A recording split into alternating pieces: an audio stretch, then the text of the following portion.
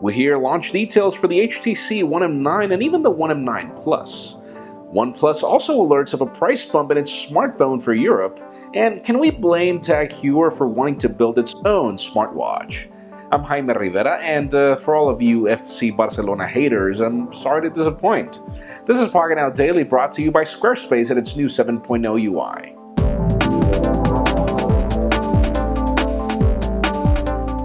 The official news today have to do with Microsoft, as the company has made a lot of Windows 10 changes official, in addition to the fact that it has just partnered with new companies to build more Windows 10 smartphones. We're talking about Lenovo and Xiaomi, which is great considering the fact that right now what we mainly see are Lumias.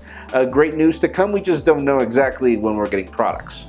Other official news are not necessarily positive, but have to do with OnePlus and the OnePlus One, obviously, its only smartphone. The company has just made it official that it's gonna raise the price of the OnePlus One in Europe because of the euro price drop, or valuation drop, should we call it. Right now, the euro and the dollar are very close to each other, so it's gonna raise the price to 300 euros for the base model and 350 euros for the upper level smartphone, which is sad news. We wonder if this is going to be permanent, especially when OnePlus has made it official as well that they are selling that phone on a loss in Europe. Now let's move the spotlight over to HTC, as the company has made it official that even with the delays of the One M9 in Taiwan, we can expect it in the United States on April 10th, the same date that we should expect the Galaxy S6. Great competition numbers, but even more interesting, apparently the One M9 Plus, and that's a plus sign after the M9 by the way, like the old One X Plus days, is going to be ready sometime within late March or April. We expect it to be announced by then. We just don't understand why HTC would steal the thunder of the One M9, because apparently this new smartphone will bring a Quad HD display in addition to other specs that make it on par with the Galaxy S6. Let's see what we get.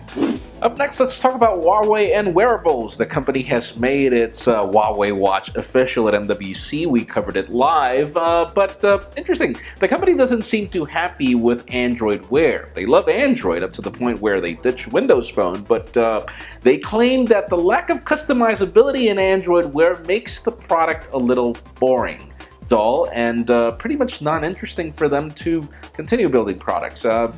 We don't know exactly what to expect. The Huawei Watch is a beautiful timepiece, but we can't wait to review it, even though they're right. We're just going to review the hardware pretty much. And finally, for the very hot news of the day, if spending $10,000 for an Apple Watch is crazy for you just as much as it is for us, TAG Heuer thinks that they could offer something better. The company is working on its own smartwatch, and apparently it's partnering with Google for this product, and they're using the Carrera design, so we're expecting a $5,000 watch here, but we wonder exactly how is Google going to partner here, because we don't think this product is going to run Android Wear. There's a lot on the table that we can expect, but it leads me to the question of the day. This is interesting. Would you be willing to spend on a TAG Heuer smartwatch? Because this is a luxury brand that's willing to invest in making their products smarter.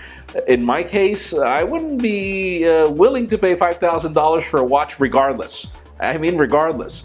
But if I had the cash, then I think that would be the smarter approach for Rolex, TAG Heuer, and all these companies to come up with their own smartwatches. But fragmentation could be an issue. Leave us a comment down below. What do you think? This episode of the Pocketnow Daily was brought to you by Squarespace and its new 7.0 drag and drop UI. The online service that makes it fast and easy for you to create your own professional website, portfolio, or online store. Visit squarespace.com/pocketnow for a free trial and 10% off. Squarespace, a better web starts with your website. You also know the drill. If you want to get the news earlier before this video is filmed, make sure you follow us on pocketnow.com. Subscribe to our YouTube channel as well. You can follow me on Twitter, Jaime_Rivera. Please give this video a thumbs up if you like what you saw. I am Jaime Rivera. Thank you very much for watching. We'll see you tomorrow.